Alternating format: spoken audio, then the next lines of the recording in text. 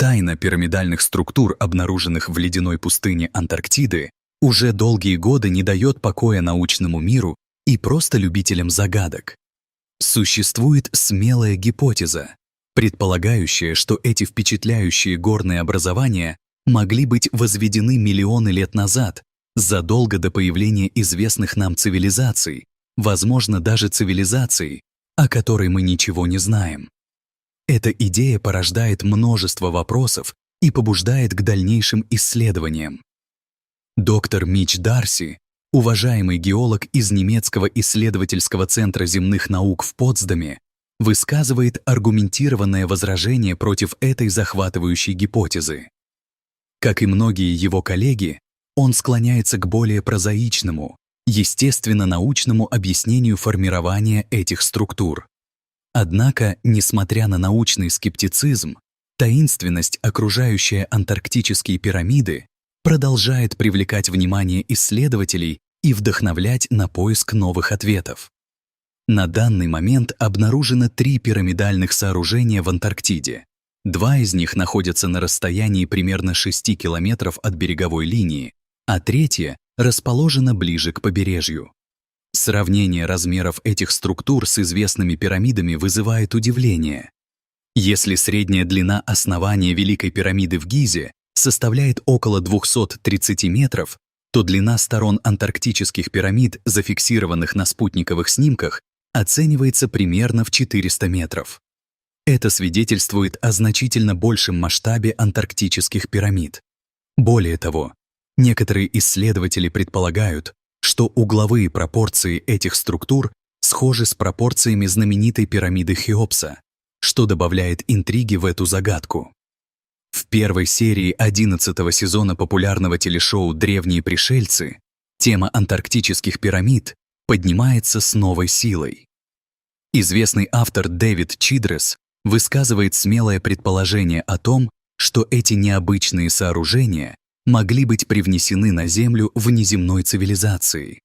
Он подчеркивает, что если бы гигантская пирамида в Антарктиде оказалась искусственной, то она, вероятно, стала бы самой древней пирамидой на планете. Более того, она могла бы служить центральной пирамидой, своего рода прототипом для всех остальных пирамид, разбросанных по всему земному шару. Эта идея, хоть и спекулятивная, заставляет задуматься о возможности существования древних связей между Землей и другими мирами. Стоит отметить, что пирамидальные сооружения обнаруживаются практически повсюду на нашей планете, и не только в знаменитом Египте. Примеры можно найти в Центральной и Южной Америке, Азии и даже в Европе. Однако многие из этих архитектурных образований до сих пор остаются окутанными тайной. Вопрос об их происхождении, природном или искусственном, остается открытым. Если они были созданы разумными существами, то какова была цель их возведения, что они символизировали или какие функции выполняли? Американский экзополитолог Майкл Сало предлагает интересное объяснение. Он считает, что пирамиды могли быть возведены для извлечения и использования энергии. Сало говорит, по всему миру проведены обширные исследования структуры пирамид и их истинной сути. Одна из наиболее популярных гипотез заключается в том, что пирамиды служили мощными генераторами энергии. Представьте себе, что размещение этих пирамид по всему миру было тщательно спланировано и стратегически обосновано. Создаваемый ими энергетический заряд мог быть послан по всей планете, передавая энергию через своего рода беспроводную сеть. Эта концепция перекликается с идеями Николы Теслы о свободной энергии и возможностях ее беспроводной передачи. Предложенная теория не кажется совсем уж невероятной, особенно в свете других загадочных находок. В 1960-х годах исследователи, работавшие в американском штате Аляска, наткнулись на загадочное подземное сооружение, которое получило название «Черная пирамида». В 1991 году американские журналисты опубликовали статью об этом объекте, в которой отмечалось, что размеры пирамиды на Аляске превосходят даже размеры пирамиды Хеопса в Египте. Утверждалось также, что она была построена из черного базальта, что придавало ей еще большую загадочность. Пирамида до сих пор находится в зоне ограниченного доступа и охраняется с такой же строгостью, как и знаменитая зона 51. Уровень секретности вокруг этого объекта сопоставим с уровнем секретности, окружавшим проект Манхэттен, направленный на создание атомной бомбы. До сих пор остается неясным, почему правительство Соединенных Штатов уделяет этому объекту такое пристальное внимание и почему вокруг него создан такой плотный информационный вакуум. Все, что нам известно, заключается в том, что данное сооружение существует не менее нескольких тысяч лет и, по некоторым данным, служит источником производства электроэнергии. Однако механизм его работы остается неразгаданным. Также остается неясным, по какой причине данная пирамида была воздвигнута под землей. Возможно, она существовала на поверхности еще до начала последней ледниковой эпохи, но также нельзя исключать вероятность того, что строительство ее под землей было намеренным решением. Такое предположение кажется вполне логичным, учитывая ее предполагаемую функцию генератора энергии. Само сооружение было обнаружено благодаря аномальному источнику электромагнитной энергии, исходившему из этой области. В определенный момент исследователи выяснили, что источник энергии находится на глубине около 40 метров под поверхностью Земли, что и привело к обнаружению гигантской пирамиды.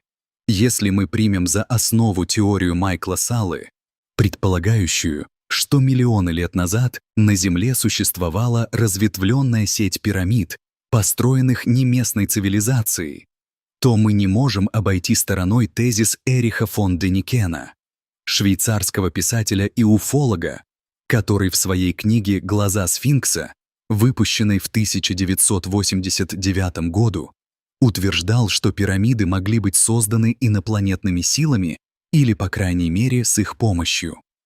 Роберт Бауваль, исследователь и автор, также приходит к выводу, что нам следует рассмотреть возможность внеземного разума, повлиявшего на появление пирамид на Земле миллионы лет назад.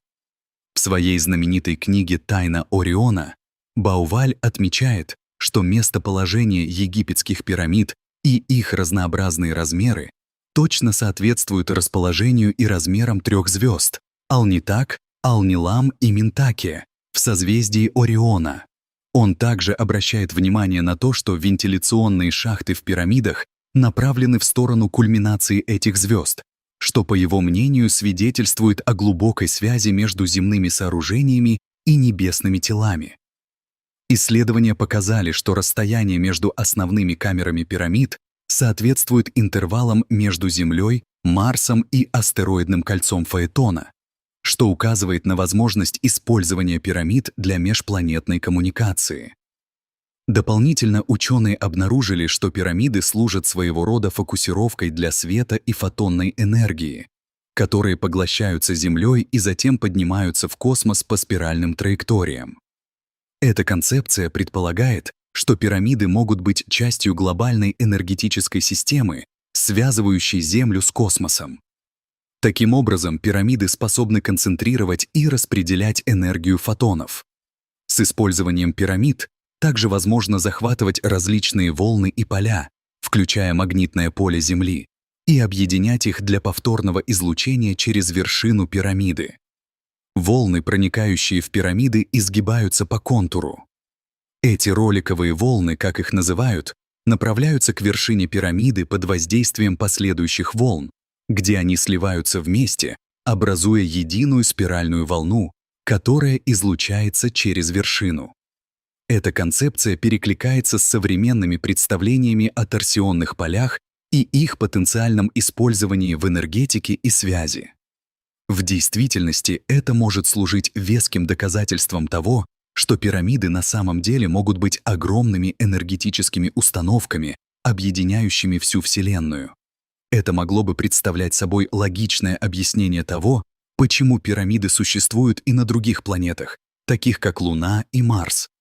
Если пирамиды являются частью универсальной энергетической сети, то их наличие на других небесных телах становится вполне закономерным.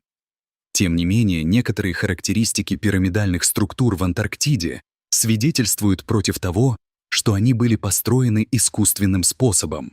В отличие от идеально ровных граней и острых углов Великой пирамиды в Гизе, антарктические пирамиды имеют неровные углы и выступы, что, вероятно, указывает на их естественное происхождение. Геолог Мич Дарси из немецкого исследовательского центра земных наук также скептически настроен по отношению к идее искусственной структуры.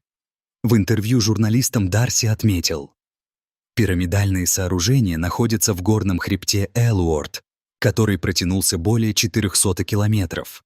Поэтому неудивительно, что там можно наблюдать скалистые вершины, прорывающиеся сквозь лед. Вершины явно состоят из природного камня. Это несложная форма, и здесь нет ничего особенно необычного. Сущность таких образований описывается понятием «нунатак». Это выступ скалы над ледником или ледовым покровом.